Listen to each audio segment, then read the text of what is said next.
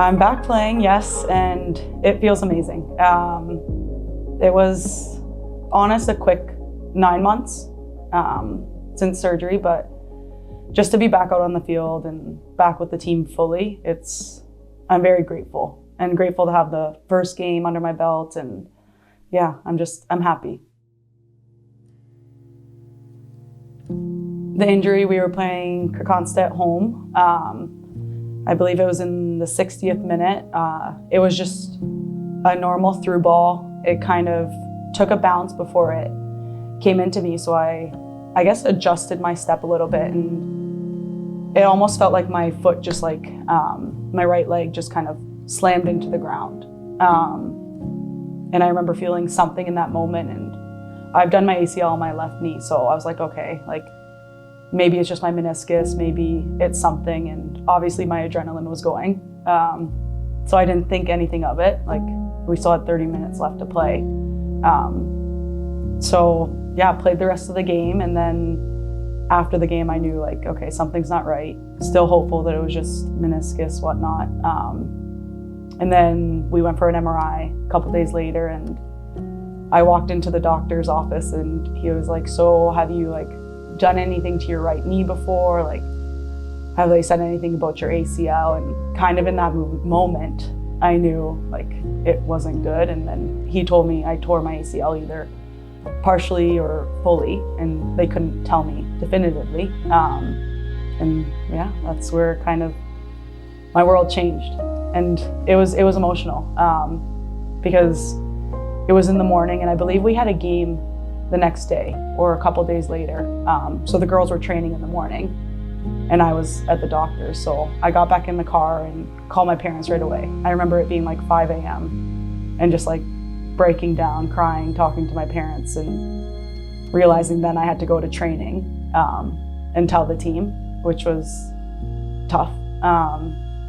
But in that moment, I didn't want to take away from them. I didn't want to be emotional knowing that they were preparing for a game. So we waited till after the session, and I told them that it was either partially or fully torn, and tried to stay strong because, yeah, like I said, they still had a job to do.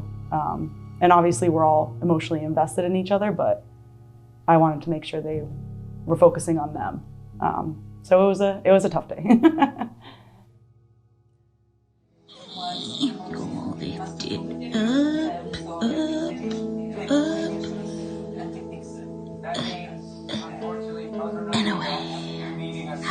I think the hardest part of my rehab was probably the first couple weeks, because it hits you then.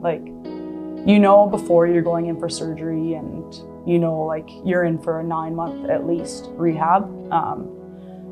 But I don't think it fully hit me till I was under the knife and came out, and I was okay, I can't walk properly, I can't do the easy things. And the first couple weeks were so basic.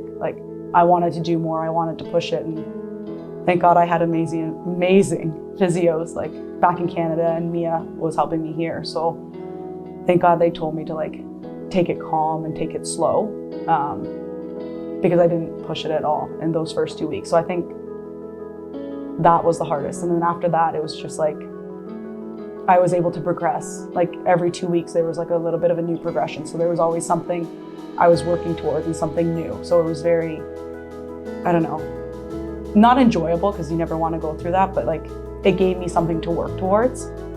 And so I was lucky that I stayed my first 3 months of my rehab in Sweden, got to have my first run, running the first time in Sweden, and got to share that joy with some of the players, and obviously Mia was right there when I was running, so it was just a really happy moment.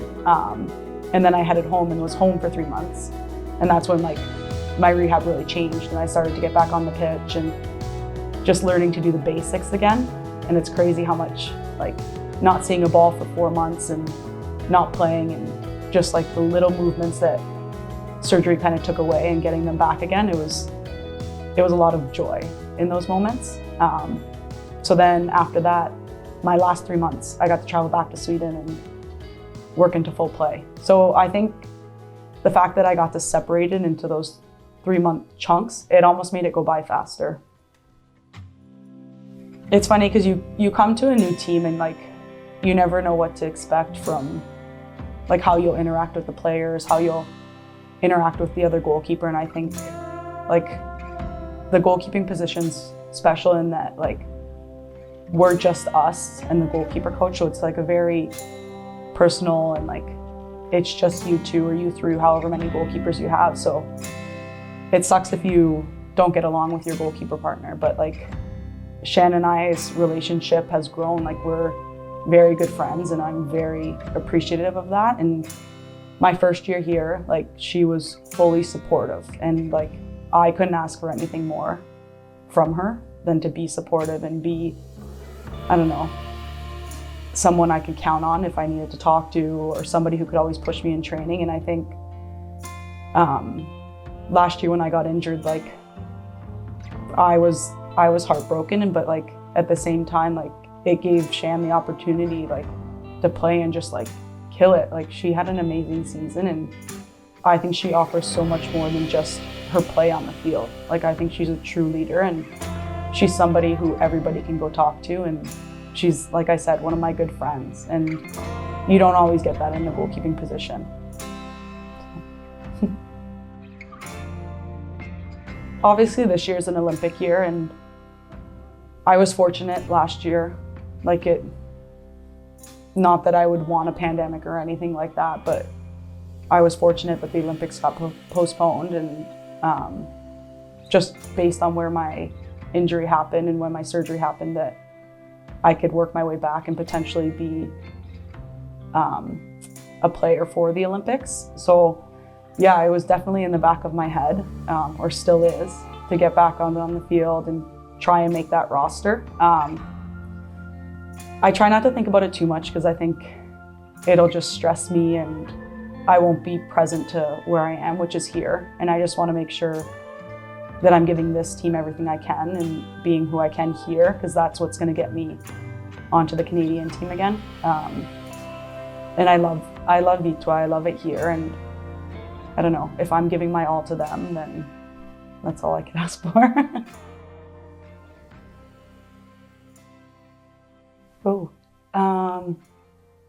Oh God, I don't know why that one made me emotional.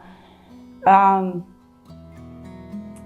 think by the time like I'm done with football, I just want to be in such a place that I just feel totally free on the field. Like there isn't anything mentally that's holding me back, and physically there's always going to be injuries, but I think so many of my years when I was younger, I was so hard on myself, and I still am, but like just so mean to myself as a goalkeeper. And I think before I retire, I just want to just be at peace with who I am on the field and even off the field. And I think that'll lead to my bigger dreams, which are like getting Canada on the podium.